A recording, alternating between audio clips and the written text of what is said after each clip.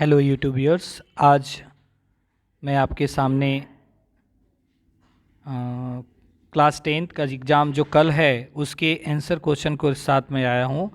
हालांकि ये एक सैम्पल पेपर है और उसी का ये ऑब्जेक्टिव है 1 to 100। मैंने उसको कोशिश किया है आप इसको देख के जाएं। 90% की गारंटी है कि 90% क्वेश्चन में भी इससे आ जाए। तो शुरू करते हैं। सबसे पहला क्वेश्चन है, यदि भाग algorithm A is equal to B Q plus R में ए का वैल्यू 72 है, बी का वैल्यू 9 है और क्यू का वैल्यू 8 है, तो आर का वैल्यू क्या होगा। बहुत सा सिंपल है। आप यहाँ पे देख सकते हैं कि 8 72 है, यानी कि बी और क्यू को मल्टीप्लाई करने पर अगर 72 आ जाता है तो आर का वैल्यू 0 हो जाना चाहिए।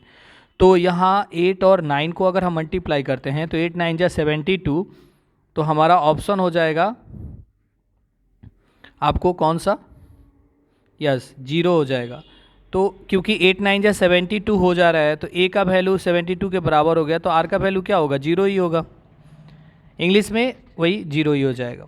चलिए, मस और लस क्या होता है, तो मस और लस किसी भी संख्या के गुणनफल होते हैं, यानी कि number in first number into second number अगर हम कर देंगे तो मसा गुने लसा हो जाता है। ये एक थ्योरी है, इस पर क्वेश्चन भी बहुत आते हैं, इसको प्रैक्टिस कर लेना है आपको बड़ी अच्छा से। नेक्स्ट है थर्ड नंबर क्वेश्चन।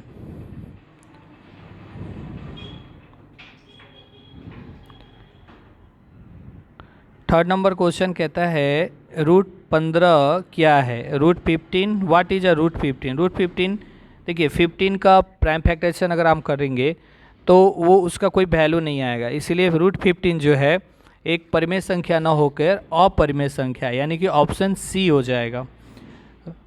√3 का ऑप्शन सी हो जाएगा। 4 नंबर क्वेश्चन में कहता है 124 के अभाज्य गुणनखंड में 2 का घातांक क्या है, यानी कि अगर हम √124 के प्राइम फैक्टराइजेशन करते हैं तो 2 का पावर कितना होगा।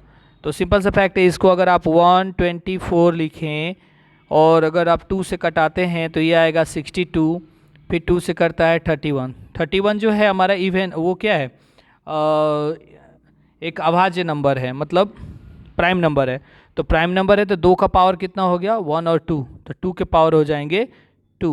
तो उसके अकॉर्डिंगली हमारा option B is the right answer. Question number 5 में क्या कहता है, ध्यान से देखिए, मैंने यहाँ पे थोड़ा सा सॉल्व भी किया है। निम्नलिखित में से कौन सा भिन्न दशमलव प्रसारण शांत होगा, कौन सा भिन्न का दशमलव प्रसारण शांत होगा।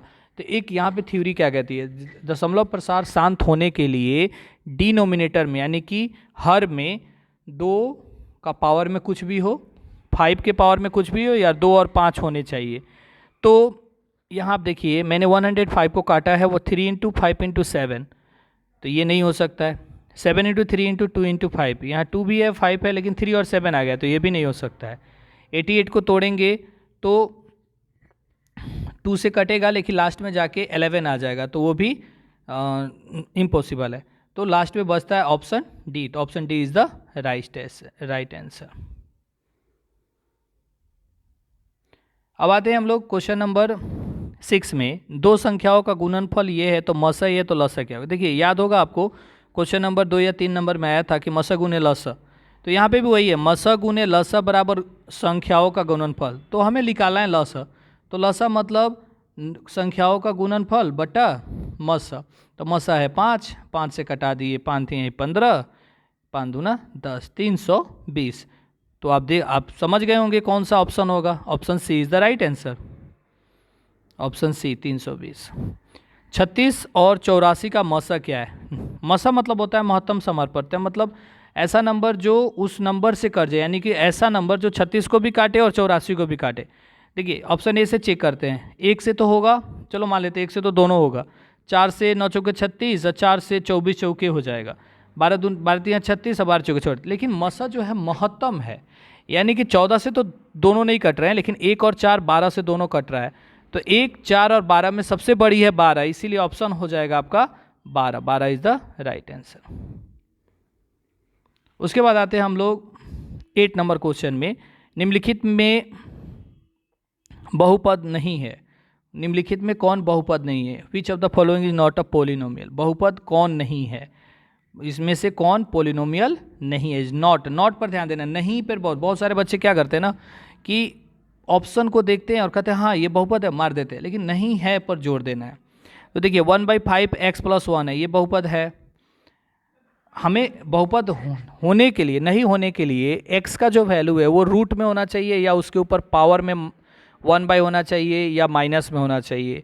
लेकिन हमें यहाँ पे क्या देखते हैं, तो आपके पास बहुपद कौन नहीं है, 1/5 x + 1 बहुपद है, 6 - x² + √3x बहुपद है, x का क्यूब बहुपद है, तो 2/x - 1 बहुपद नहीं है। तो ऑप्शन हो जाएगा हमारा C, option C is the right answer.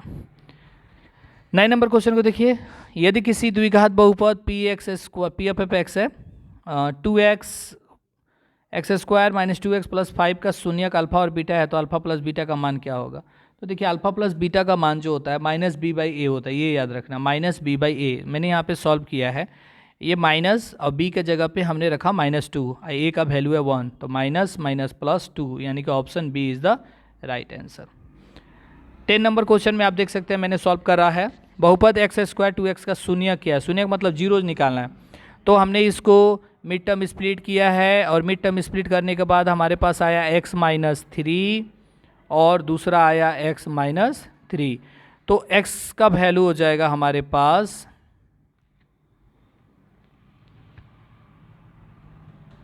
ये x + 1 है, हाँ ये +1 है, तो x ये माइनस उधर जाके हो जाएगा 3 और ये -1 हो जाएगा। तो हमारा ऑप्शन हो जाएगा option C is the right answer. Next question है अल्फा बीटा द्विघात बहुपद ax bx का शून्य का, तो अल्फा प्लस बीटा क्या होगा। अभी जस्ट इससे पहले ये क्वेश्चन आया था। देखिए ध्यान से, अगर आप मैट्रिक की में परीक्षा में कल जा रहे हैं, कल एग्जाम देने जा रहे हैं और बहुत अच्छे से जा रहे हैं, तो ध्यान से देखिए चैप्टर 1 से इतने सारे क्वेश्चन आ रहे हैं, चैप्टर 2 से आ रहे हैं, चैप्टर 3 से उतना इम्पोर्टेंस है, लेकिन आप 7 चैप्टर में लास्ट में बताऊंगा आपको कौन सी चैप्टर ज़्यादा पढ़ेंगे जिससे आपको ज़्यादा क्वेश्चन बनाने को मौका मिले। तो देखिए 11 नंबर में कहता है अल्फा प्लस बीटा का मान क्या होगा, तो -b/a होगा। अभी जस्ट हम लोग बनाए हैं पीछे -b/a। 12 नंबर क्वेश्चन कहता है यदि त्रिघात बहुपद 2x³ x² और -5x - 2x alpha beta gamma है, तो alpha into beta into gamma का मान है। तो देखिए alpha into beta into gamma का मान जो होता है, जिस तरह द्विघात समीकरण में c/a होता है, तो उसी तरह इसके लास्ट में भी आपका जो वैल्यू है वही होगा, मतलब लास्ट वाला वैल्यू बाई लास्ट वाला value, the coefficient of constant by coefficient of x³। तो आपका आंसर हो जाएगा 1, क्योंकि -2/2 करेंगे तो -1 आ जाएगा। तो सॉरी, आंसर हो जाएगा option A, option A is the right answer.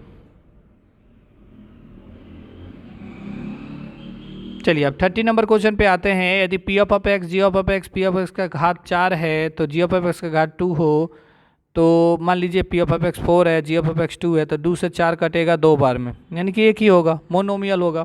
तो option C is the right answer. 40 number question में कहता है यदि q एक धनात्मक पूर्णांक है और एक धनात्मक विषम पूर्णांक का रूप होगा, तो q अगर धनात्मक है तो आपको याद होगा 2q + 1, तो यहाँ तो 2q नहीं है, यहाँ 6q है। तो 2q + 1 में अगर हमको 6 के टेबल में जाना होगा तो 3 के टेबल में जाएंगे तो 3q या 3q + 1 होगा। तो अगर 6q की बात करेंगे तो 6q + 2 is the right answer. 50 number question की अगर हम बात करें तो का घात पूछता है, तो घात हाईएस्ट डिग्री जो होता है, डिग्री क्या होता है, डिग्री को ही घात कहते हैं।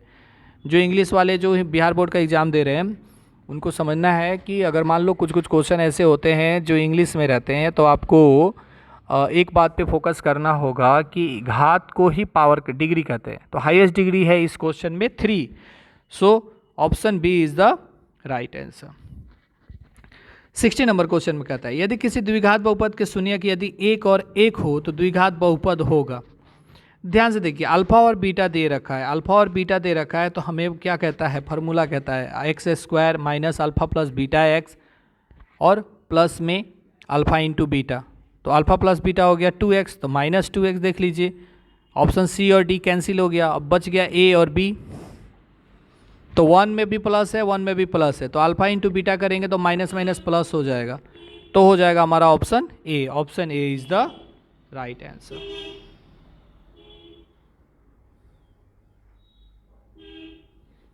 70 नंबर क्वेश्चन में देखिए, निम्नलिखित में कौन यौगिक संख्या है? यौगिक संख्या मतलब कंपोजिट नंबर, तो 13, 23 और 17 प्राइम नंबर है, 32 इज द राइट आंसर, तो 32 हमारा ऑप्शन हो जाएगा। 80 नंबर में कहता है निम्नलिखित में से कौन सा युग्म अभाज्य? मतलब को प्राइम मतलब ना दोनों नंबर का प्राइम फैक्टराइजेशन ये करें अगर, तो उसमें HCF 1 आना चाहिए। तो देखिए 14 और 75 की बात करेंगे, सॉरी 35 की, तो 14 भी 7 से कटेगा और 35 भी 7 से कटेगा, तो ये नहीं हो पाएगा। 18 और 25 थोड़े हद के लिए जा सकते हैं। 32 और 62 2 के टेबल से कट जाएगा। 31 हाँ, तो B option, B is the right option, क्योंकि 31 और 33 3 के टेबल से कट जा रहे हैं दोनों। तो हम लोग जाएंगे बी के साथ, 18 और 25, क्योंकि 18 के टेबल में 25 नहीं है और 25 के टेबल में 18 नहीं है। बहुत सिंपल है, देखिए एकदम अच्छे से अगर पढ़ते जाएंगे तो मुझे लगता है कल का एग्जाम बहुत ही अच्छा जाएगा आपका। यदि बहुपद 3x² + 8x + k का शून्यक दूसरे से व्युत्क्रम हो तो k का मान क्या होगा? शून्यक मतलब अल्फा, अल्फा का वैल्यू देखिए यहाँ कहता क्या है कि अल्फा का जो वैल्यू है वो बीटा का 1/, है, यानी कि 1/α है।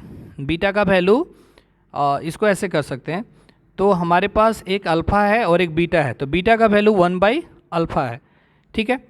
तो कहता है कि के का मान क्या होगा, तो अब चलिए के के मान के निकालने के लिए हम लोग अल्फा और बीटा ले लेते हैं, चाहे अल्फा इंटू बीटा ले लेते हैं। तो अल्फा इंटू बीटा का वैल्यू होता है c/a, तो अल्फा का अल्फा और बीटा की जगह 1/α, तो c के जगह हो गया हमारा k और a के जगह हो गया 3, तो अल्फा से अल्फा कट गया, तो 1 = k/3। इसको नोट कर लीजिए क्योंकि मैं अभी डिलीट करने वाला हूँ।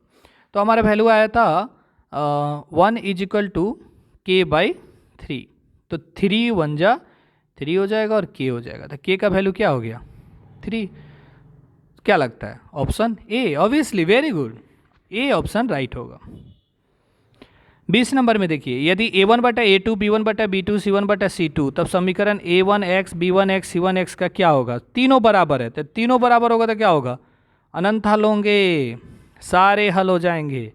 याद रखेंगे a1/a2 not equal to b1/b2, तो अद्वितीय हल एक और एक ही हल होगा। a1/a2 b1/b2 के बराबर हो लेकिन नॉट इक्वल टू c1/c2 हो तो कोई हल नहीं होगा, और सारे बराबर होंगे तो अनंत हल होंगे। याद रखना है फॉर्मूला। समीकरण xy = 8 है और वास्तविक संख्याओं का समुच्चय निकालना है, तो बहुत आसान है। आपको क्या करना है इसमें, देखिए x को y के रिप्रेजेंट में लिखेंगे तो 8 - y हो जाएगा। अब यहाँ y का वैल्यू रखिए और x का वैल्यू निकालते जाइए, तो कितने हल हो सकते हैं? अनगिनत, क्योंकि y इनडिफिनिट है, तो option B is the right answer. 22 number में कहता है 29x और 37y 103 है, 37 और 29 का 95 है, तब x का वैल्यू क्या होगा, है ना। तो इसको आप कॉपी पे सॉल्व कर सकते हैं, लीनियर इक्वेशन का क्वेश्चन है,